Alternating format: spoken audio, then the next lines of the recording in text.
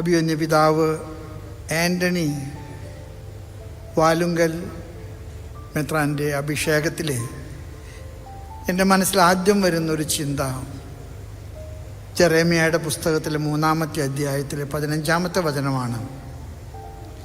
ഞാൻ നിങ്ങളെ സ്നേഹിക്കുന്നുവെന്നതിൻ്റെ ഉറപ്പിനായിട്ട് എൻ്റെ ഹൃദയമുള്ള ഇടയന്മാരെ ഞാൻ നിങ്ങൾക്ക് നൽകും. ഒരുപക്ഷെ ഒരു പുതിയ ഇടയൻ ഇന്ന് അഭിഷിക്തനാകുകയാണ്. വരാപ്പുഴ അതിരൂപതയിലെ അഭിമന്യ മെത്രാപ്പോലീത്ത ജോസഫ് കളത്തിപ്പറമ്പിൽ പിതാവിനെ സഹായകനായിട്ട് ദൈവം തൻ്റെ വാക്ക് പാലിക്കുകയാണ്. ദൈവത്തിൻ്റെ ഹൃദയം കടം കൊടുത്ത ഒരിടയൻ നമുക്ക് നൽകിയതിനെ ദൈവത്തോട് നമുക്ക് നന്ദി പറയാം. ഞാൻ പുതിയ മെത്രാന്മാരുടെ പരിശീലനത്തിന് ചെന്നപ്പോൾ പരിശുദ്ധ പിതാവ് ബെനഡിക്റ്റ് 16 മാർപ്പാപ്പ ഞങ്ങൾക്ക് അർപ്പിച്ച കുർബാനയിലെ യോഹന്നാൻ്റെ സുവിശേഷം 10-ാമത്തെ അധ്യായം 7 തുടങ്ങി 18 വരെയുള്ള വചനങ്ങൾ പരിശുദ്ധ പിതാവ് വ്യാഖ്യാനിച്ചിട്ട് പറഞ്ഞു, ഞാൻ നിങ്ങളോട് 5 ഓർമ്മപ്പെടുത്തലുകൾ മെത്രാന്മാരെന്ന നിലയ്ക്ക് പറയാൻ ആഗ്രഹിക്കുന്നുണ്ട്. ഒന്നാമത്തേത്, നല്ല ഇടയൻ ആടുകളെ പേര് ചൊല്ലി വിളിക്കുന്ന ഇടയനായിരിക്കണം. ഒരുപാട് അർത്ഥമുള്ളൊരു പ്രയോഗമാണ്. അതിൻ്റെ പിറകിൽ ഒരുപാട് ഹൃദയവികാരങ്ങളുണ്ട്. പേര് ചൊല്ലി വിളിക്കാൻ മാത്രം വൈദികരും സമർപ്പിതരും ജനങ്ങളുമായിട്ട് ഹൃദയ അടുപ്പമുള്ള ഒരിടയൻ. 2, ഇടയൻ മുൻപേ നടക്കണം. ഒരുപക്ഷെ ഞങ്ങൾ ഇടയന്മാരെല്ലാം ഒരുപാട് നിങ്ങളോട് സംസാരിക്കുന്നവരാണ്.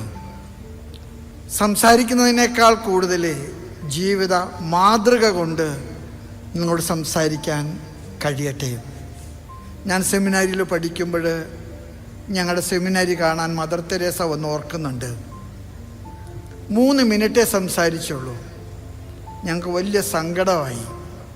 കാരണം ഞങ്ങൾ കൂടുതൽ കേൾക്കാൻ ആഗ്രഹിച്ചു. മദറിനോട് ഞങ്ങൾ ചോദിച്ചു, എന്താ കുറച്ച് മാത്രം സംസാരിച്ചത്? മദർ പറഞ്ഞു, എനിക്ക് സംസാരിക്കാൻ അറിയില്ല, ഞാൻ ജീവിക്കുന്നതാണ് എൻ്റെ പ്രസംഗം. വഴിതെറ്റിയവരെ കണ്ടെടുത്ത് കൂടെ കൊണ്ടുവരുന്ന ഒരു ദൗത്യം, അതാണ് ഇപ്പോഴത്തെ മാർപ്പാപ്പ ഏറ്റവും കൂടുതൽ പറയുന്നത്. പള്ളിയിൽ വരുന്നവനെ ശുശ്രൂഷിക്കുന്നത് വളരെ നല്ലതാണ്, തീർച്ചയായിട്ടും ആവശ്യമാണ്.